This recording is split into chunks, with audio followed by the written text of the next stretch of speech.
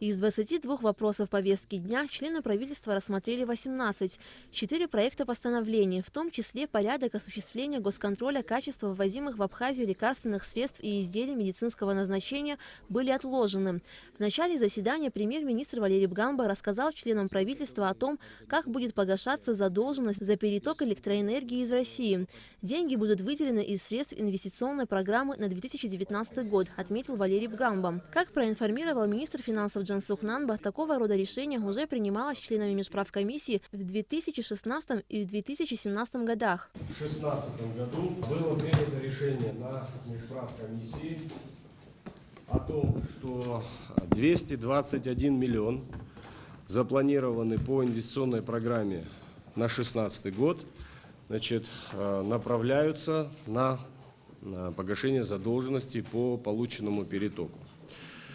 В 2017 году в соответствии с решением 15-го МПК межправкомиссии было принято решение 550 миллионов рублей, запланированных на реализацию инвестиционной программы, направить на погашение задолженности по полученному перетоку. Члены правительства заслушали 5 отчетов об итогах деятельности за 2018 год. Вице-премьер-министр финансов Джансух Нанба проинформировал о работе ведомства. За прошедший 2018 год в пределах своих полномочий Минфин осуществлял составление и ведение сводной бюджетной росписи республиканского бюджета.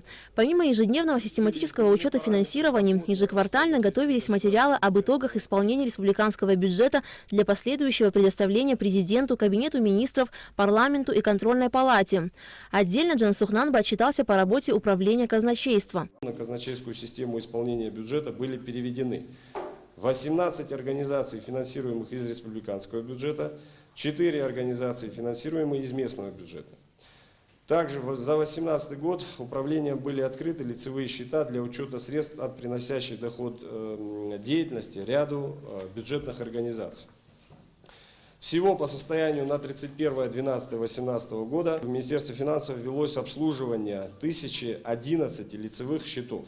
Как отметил министр, в результате работы контрольно-ревизионного управления в 2018 году были проведены 22 проверки объектов контроля и выявлен ряд существенных и иных нарушений бюджетного законодательства в части неэффективного, неправового и нецелевого расходования бюджетных средств.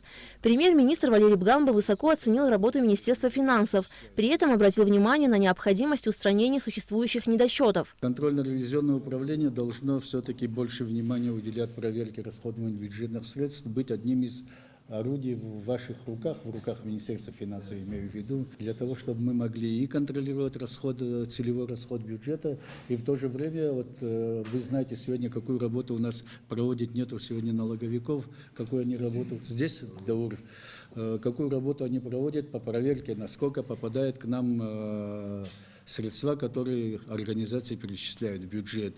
Есть другой вопрос по попаданию средств в небюджетные фонды. Мы анализировали дорожный фонд, там очень легко анализировать, мало поступлений, да, только от ГАИ, от реализации горюче-смазочных веществ. И мы видим несоответствие между тем, что перечислили эти организации, и то, что в конце концов зачислено в счета фонда, дорожного фонда. То есть это все КРУ должен четко, наверное, смотреть, проверять и банковскую систему, и всех бюджетных организаций, насколько реально используются средства, насколько реально мы получаем то, что нам зачисляют. Об итогах деятельности за 2018 год также отчитались руководители Министерств экономики по репатриации, по курортам и туризму, по культуре и охране историко-культурного наследия. Члены правительства также утвердили порядок использования средств из резервного фонда Кабинета министров. Средства фонда могут быть направлены только на проведение аварийно-восстановительных работ и иных мероприятий, связанных с ликвидацией последствий стихийных бедствий и других чрезвычайных случаев. Проведение непредвиденных ремонтных и восстановительных работ, проведение межбюджетных трансфертов, исполнение судебных решений. У нас есть такая практика, когда суды выносят решения, в законе о республиканском бюджете, если соответствующие средства не предусмотрены, можно расходовать будет резерв правительства на эти цели. 5-й пункт. Бюджетный кредит Республики Абхазия административно-территориальным единицам или юридическим лицам. на основании договора, заключенного в соответствии с гражданским законодательством в рамках бюджетного законодательства. 6-й пункт. Финансирование расходов на проведение юбилейных мероприятий общегосударственного значения. Проведение мероприятий в области санитарно-эпидемиологического благополучия населения. 8-й пункт. Финансирование мероприятий по обеспечению надлежащего функционирования органов власти. 9-й пункт. Финансирование мероприятий, связанных с обороной и общественной безопасностью. На вопрос, могут ли средства из резервного фонда правительства быть направлены на финансирование поездок спортсменов на международные соревнования, премьер-министр Валерий Бганба ответил отрицательно, так как соответствующие заявки должны быть оформлены своевременно.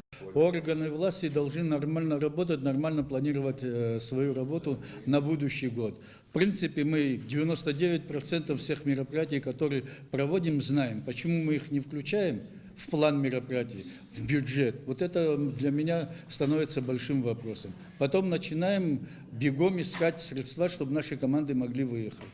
Я считаю, что это упущение в работе соответствующих наших ведомств. Их просчеты по работе резервный фонд правительства не должен закрывать.